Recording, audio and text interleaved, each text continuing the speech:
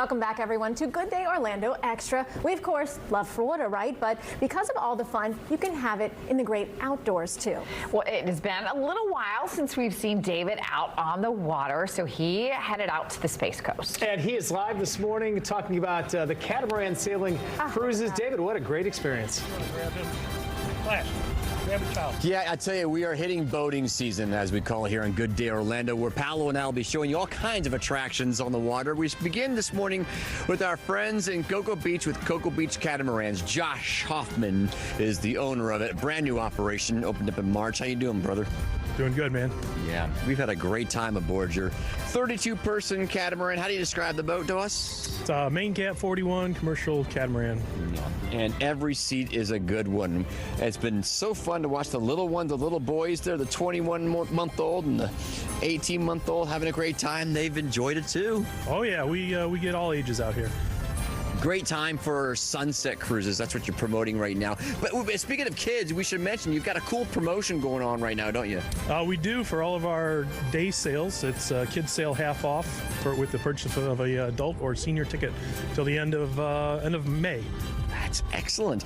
And the tickets cost approximately what to start here? $34 for kids and all the way up to $49 for adult sunsets.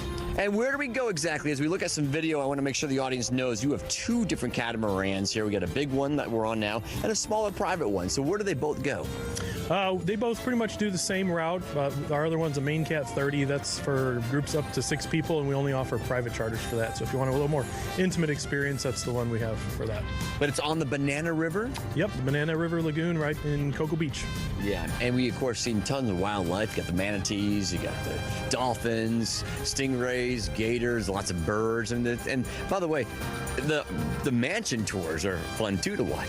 Yeah, we get the best of both worlds. So we get to go sailing, and we have more of our eco tour with the beautiful homes in Cocoa Beach. Beautiful. I want to bring attention to a gentleman who owns the Island Time Marina. It's the restaurant and marina that you'll actually go to get on the catamaran. His name is James. James, good morning to you. Good morning. How you doing? What kind of food do you serve at Island Time? Just about everything. A lot of seafood and American food. You know. Yeah. Good food. So the recommendation is come get a full meal at Island Time and maybe grab some wine or beer to go and come off for a sunset cruise here? It's a good deal. Yes, it is. Yes. And you're open every day at Island Time? 7 days a week, 11 to 11. Thank you very much. All right. So I want to say hi to the gentleman who's been keeping us safe and moving and grooving all morning long. It's Captain Chris, as he calls himself. Captain Chris, I hope you've had a great time with us this morning. We've had a wonderful time with you. How are you, my friend? Excellent, excellent. What can you tell us about the boat that we need to make sure our audience understands when they come on board? It's a great boat. Love sailing it. Sails like a dream. It does. Smooth. Yeah, it's actually I've run a lot of these different sail charters up and down the east coast of Florida, and this is actually one of my favorite boats, if not my favorite boat to run. What makes it your favorite? As a captain, all the lines run back here to the helm, and it's all pretty stationed right here. Okay. I can sail this boat by myself if need be. I do always have a first mate with me, but it's a good boat, man. Yeah. Well, you've done a great job, no question about it. You have two heads here, so very convenient for those who might need a bathroom. Yep. Keep well hydrated. Yeah. Paolo's trying to show us where they are down there. They're small, but they're there if you need it. It's a boat head, you know. I used one for 5 years when I lived on a boat. So, you know, if you're used to it, it's all good. What do you bring on board for people so they have an idea? It's just beer, not beer, but wine and sodas, right? No, not wine. Water and sodas. Yeah, it's BYOB. Yeah, bring whatever you'd like. You know, obviously, if you bring beer, wine, alcohol, it makes me look more attractive and funnier. But we do have Coke, Diet Coke, Sprite, water that's complimentary right here in the cooler in front of the helm.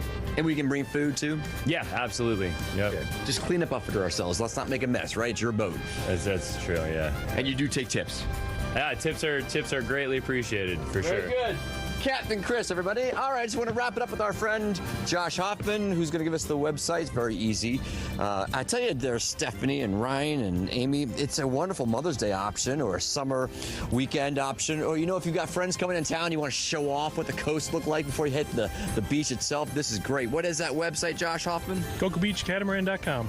And on there, you can make your reservation for times and tickets. Maybe try the Sunset one. You get a couple marriage proposals tonight, I'm sure, after this airs. Oh, yeah. We get about one a month. Well, someone's getting married, ladies. All right, we'll send it back to you in the studio. Thanks, everybody. Give yourselves a round of applause. Oh my gosh, David, that was so cute. Paula was zooming in on the toddler who was crawling across. That was so adorable. Good stuff, honey. Good stuff. Thank you. Yes. What a fun way to spend away on the water. I know, and I love that cute. suggestion too. If you have people coming into town, Yes. perfect. Yeah. Hello. Like, that's like showing off. Look what we can do. All right, Good Day Orlando Extra. We'll return after this short break. We'll see you then. Son of a sailor, son of a gun, oh, the last time, one step ahead of the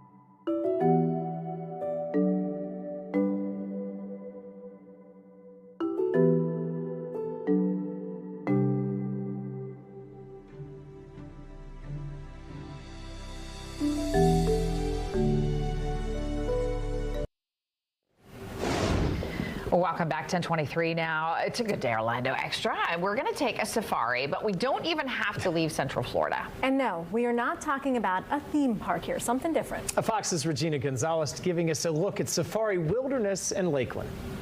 Hello, everyone. I'm Regina Gonzalez, hanging out at Safari Wilderness Ranch in Lakeland today, having the absolute time of my life because there are more than 600 animals on this 260-acre property. You can take safaris to see them, and you can even interact and feed them, like my little lemur friends here.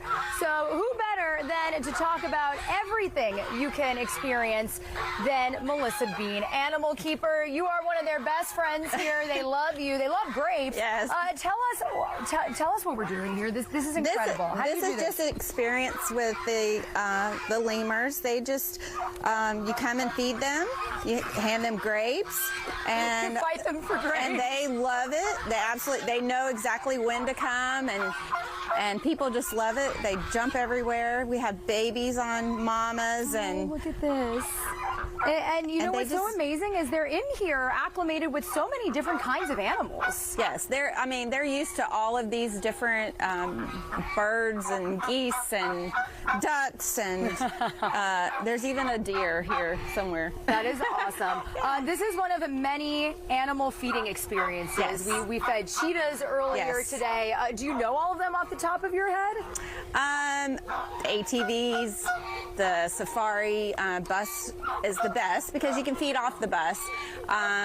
You can also do the drive-through, which you actually take your car through the drive-through. So there's a lot of opportunities to do different activities here.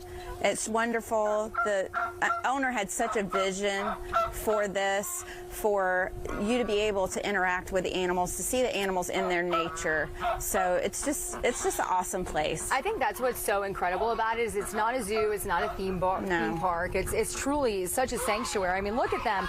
For anybody who wants to book reservations, come out here, how do they do that? They do that online, safariwilderness.com, and they just look online and see which tour they want to take, because sometimes there's all kinds of different tours and you have to go through it. And if you want this experience, you have to book the safari, and then you can have the extra experience of the lemurs. And yes, you can stay here at the glamping, which is amazing. Oh, so beautiful. Yeah. Well, thank you so much for joining us today. Thank you, ladies, gents. I appreciate you for now.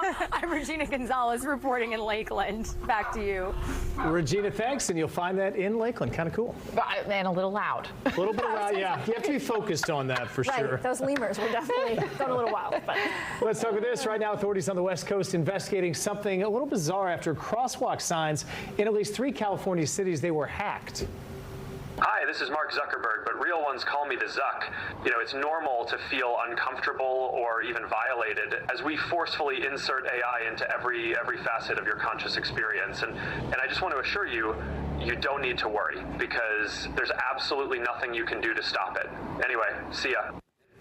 So obviously that is not a voice telling pedestrians to walk across the street. The speaker has played AI messages impersonating Meta CEO Mark Zuckerberg and billionaire Elon Musk. One of the cities, Palo Alto, found at least a dozen hacked signals. They disabled the audio feature while they make repairs. So concerning on a number of levels, including people count on that for their safety is the worst part. Wow. And that makes you think that those systems were hacked like virtually, right? Not somebody didn't walk up and like replace the voice inside of the right. That means that there's some kind of bug in the system, which is not good. And the question is, what else can they hack? Could they hack the stop signs as well? I mean, at what point does this become a real safety issue too, on top of just trying to get out some kind of message? A little scary. A little scary. All right, and take a look at this. A new travel trend is making headlines. It's called extreme day trips. Thanks to low-cost airlines and subscription passes, more Americans are booking these same-day flights just to grab a meal or hit a museum, and then they just fly right back home.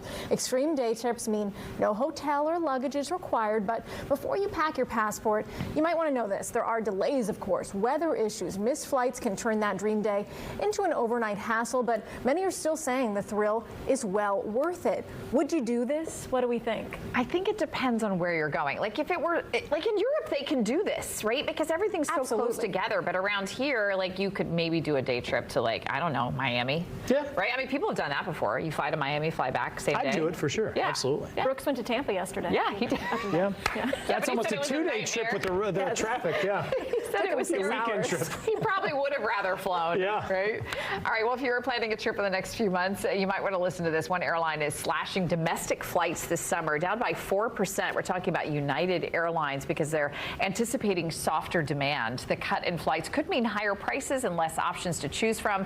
However, they just sent out their earnings report, which the last quarter they did really well. It was like well over $380 million, I believe. And they said they're actually increasing their international flights. So, I don't know. It's sort of give and take. They said people are still flying internationally, and they said people are still booking first class or like the business class, those nice fancy seats that you get when you take an international flight. Some of us, not all of us. Yeah. But anyway, so kind of a mixed bag from United.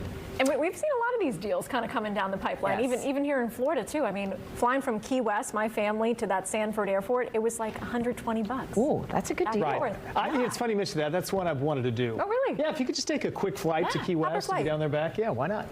Let's talk about this. After a promise to fans and nearly 10 years off the market, McDonald's bringing back an old favorite.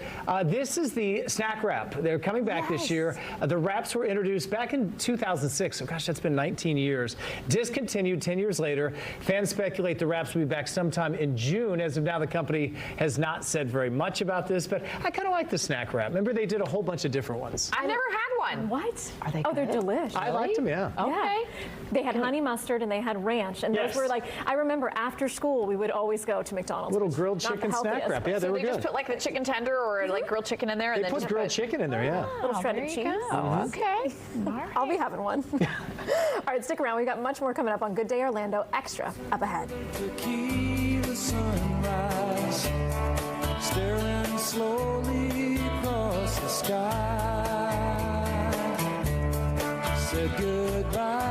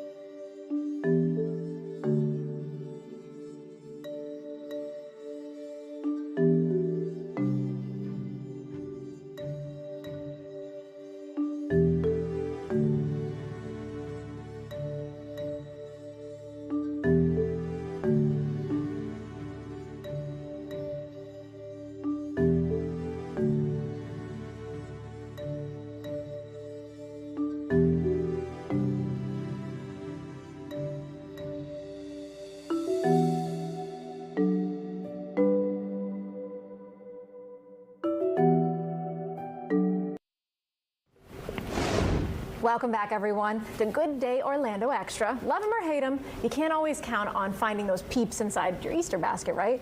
And now we're getting a look at how the tasty marshmallow treats are made. So every year, Pennsylvania manufacturer Just Born Quality Confections, they roll out their iconic marshmallow Peeps for the holiday. The company makes a variety of candies, though, including Mike and Ike's, hot tamales, but the classic Chicks and Bunnies might be its best-known product, especially during Easter, of course. While the company says its original color yellow is their best seller, the variety of colors and flavors has helped Peeps really stand out during the Easter season. I think the hot debate has also made them stand out. Since they were first invented back in 1953, the recipe has not changed. The only difference is the speed of making them. Peeps used to take 27 hours to make just one Peeps chick. Now it takes only 6 minutes. They are just such cute characters. They have beautiful colors, they're fun shapes, they're perfect for the spring season. Peeps are expected to have pretty good sales this year as more people are buying the candy over eggs to dye this season. Okay, very interesting. I find that hard to believe. I don't mean to be the naysayer, but I don't know why you would, with people trying to move away from the dyes and stuff, that they're going to take Peeps over the eggs. But that's just me. Yeah, no. We're still going to do eggs. Yeah. Yeah. No, it's my favorite. It's my favorite. Yeah. I liked Peeps back in the high school day. You know, did? Junior high school, yeah. And then you get to the point, not so much. You know what's really good is they do have a lot of sugar. Peeps on a s'more is really good. Like with the graham crackers. That's a good idea. Yeah, and you melt the Peep. Okay, we're having a Peeps s'more before this month is over. If you still need some ideas, though, for Easter treats at your family gatherings, we do have some ideas for you. We are showing you this morning how to make your own pastries. Marley Kepper joining us from Valencia College, where they've got quite a kitchen there. Marley, good morning.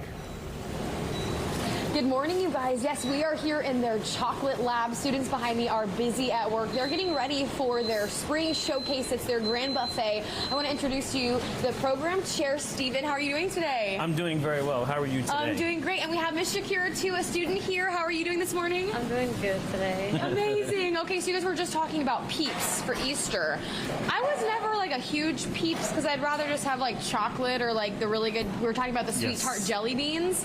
Okay, so today we're kind of incorporating some of both of those. Yes. So we have some amazing creations here. These are the straw bunnies, and then we have some coconut egg baskets, egg nests. So why don't you just kind of walk us through, your guys' idea behind this? This would be a really fun thing to do with your kids if you don't want to maybe spend the money to dye eggs this year. Absolutely, and that's perfect because as we know, eggs are so expensive, and I'm all about family, bringing family together. So what I thought we would do is make some coconut stacks and straw bunnies. I love it. So to make the ears, it's very simple. You take a marshmallow and you just cut a little slice off. And I feel like we're in an episode of like Great Baking Master. You're showing us all the cool tricks here. Oh yeah, all the tricks. And then you just dip it in a little bit of colored sugar where that stickiness is, and then voila. And then you have some ears. Instant ears. So the base of the strawberry is obviously a strawberry, and it's dipped in white chocolate? And it's dipped in white chocolate. We might need a little more heat on that. So it's dipped in white chocolate. And so for the mouth, it's a piece of dentine gum, and I have an edible pen. And you just make the line down for the tooth. And then who doesn't love nerds? So the nerd is for the little pink bunny's ear, nose. And then the jimmies, we can use those for the whiskers, like you see here. So we got the pink ones and white ones. Just like a casual sprinkle that you can find at home. Yeah, just a little sprinkle. I separated them because I thought it'd be cuter with pink and white. Yeah. And then we have a little, this is some chocolate with marshmallow and some coconut shavings for the bunny. It's a little mini marshmallow. We dip it in the white chocolate and then roll it. And then when you're done, you've got a little cotton bunny tail. Perfect. Well, let's assemble it. Yeah, so we have some chocolate here, and we have some that are already done. Do you want me to decorate this one while you're doing a fresh one? Sure. Okay. Absolutely. So tell me what I should be doing here. We have a little piping bag of some chocolate. I have my piping bag of some chocolate. Perfect. And for people at home that might not know how to like melt chocolate, it can be super easy, and you can even do it in the microwave, correct? Absolutely. You can buy at Walmart or Publix. They have blocks of chocolate, 1.5 pounds. Yeah. And it's just melt and go. There you go. And it's so easy, so you don't have to worry about it. I love it. Okay, so you're gonna take a little piping chocolate bag and we're gonna put it on the ears, right? Yep. First, Put a little bit of dot. Gonna try to squeeze a little hard. Here we go. And of course, Marlon There we go. messes this up. There we go. No, Okay, we here got go. I'm not in culinary school, y'all. Okay, so then we have grab 2 of the ears, correct? Grab 2 ears. All right, and you're gonna just kind of put them here at the top, and then the chocolate kind of acts like a glue. Yep, the All chocolate's right. a glue. Next step would be the eyes. The eyes. Okay, we have some candied eyes for you guys. I feel like mine's gonna look really these scary. eyes, you just purchase it at any store that sells I've seen these baked at goods. Walmart. Yeah, Walmart, Little Publix, baking Michaels, section. etc. Okay, I'm gonna glue these eyes on here for you guys. Okay, and then we'll do the nose situation. Yeah, absolutely. Amazing. Let's see if I can get more of this out here. All right. I'm gonna grab some of your hot chocolate I was there. gonna say we can put a little bit. Perfect. There we go. There we go. All right, and I have a pre-made whisker situation going on. Okay, I'm gonna try to not break. Oh, and I almost did. And I broke the whiskers. All right, and my very scary straw bunny. Okay. No, it's not a scary bunny. It's cute. It's really It's cute, you guys. character. It's character. Oh, I forgot the tail. Character. Here, let me Yes. just daub. And a little dot for the tail. Perfect. There we go. And I have a little coconut bunny tail. Okay, so obviously we have some hot chocolate left, and we have some of the coconuts. So quickly, can you walk us through how to make a little egg nest? Absolutely. So once you roll the little marshmallows in the coconut, you're going to have chocolate in there. Then you say, well, what can I do with it? Well, you just take a little bit of the melted chocolate that you have left Amazing. over. And this smells incredible. I wish we could give you guys Smell-o-vision. We haven't done that yet, right? Smell-o-vision. I would be good for some things, but Yes. not for others. Definitely, there's some scenes I've been to that I don't want the smell, but this is incredible. And So then you just mix it up. Yeah, just mix it up until it's kind of firm, and then just take a nice little scoop. Perfect. And you scoop out the little nest. Okay, and then my favorite part is the best jelly beans ever, the sweet tart jelly beans. And you just throw them in there, just Yep. smash them in. Just make a little nest out of them. Perfect. Okay, super easy and fun. And obviously your students, like I mentioned, are working really hard behind us, so I appreciate you making time for us today. Absolutely, it's But my this is pleasure. a fun, easy way for kiddos to get involved in all of the Easter festivities. And I want to shout out here Miss Shakira. She made this chocolate swan here. And so the students have made all of the things that you can see here in the chocolate lab. Thank you so much for having us. Congratulations Absolutely. on your semester. Good luck to you with your upcoming final presentation. We'll send things back to you guys for now. Oh my gosh, Marley, so much talent. You did amazing. Really impressive. Let me see your bunny again. It was like a cross between Easter and Halloween, that one. I know it's a little scary still here, cute. but it's really cute. But look at theirs. Yeah. They made a bunch for me, and theirs are super cute. So obviously a professional versus Those do look a little mine better. here. I don't know. I like They're yours. adorable. He stands They look out. great. He Looks stands- great. Yes, Thanks, he Amy. does. I think he's cute. I think he is too. I'd pay for it. Thank you, Marley, and thanks to all Thank our you. friends Thanks, there at Ryan. Valencia College this morning. What a great setup they have there, right? I know, beautiful. They're learning so much. Those are they're going to be working in all of the fancy Disney kitchens and Universal, Right. so you'll In no spot them time. everywhere. That's right. All right, stick around, everyone. We got much more coming up on Good Day Orlando Extra. I don't need you to worry for me, 'cause I'm all right. I don't want you to tell me it's time.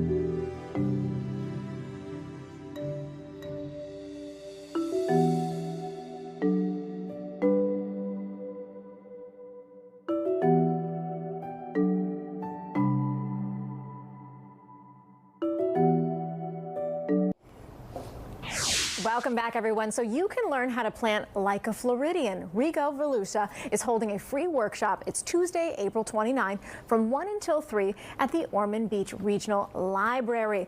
And Holly Giles is joining us live right now. She's an environmental specialist and also the resident native plant expert joining us today.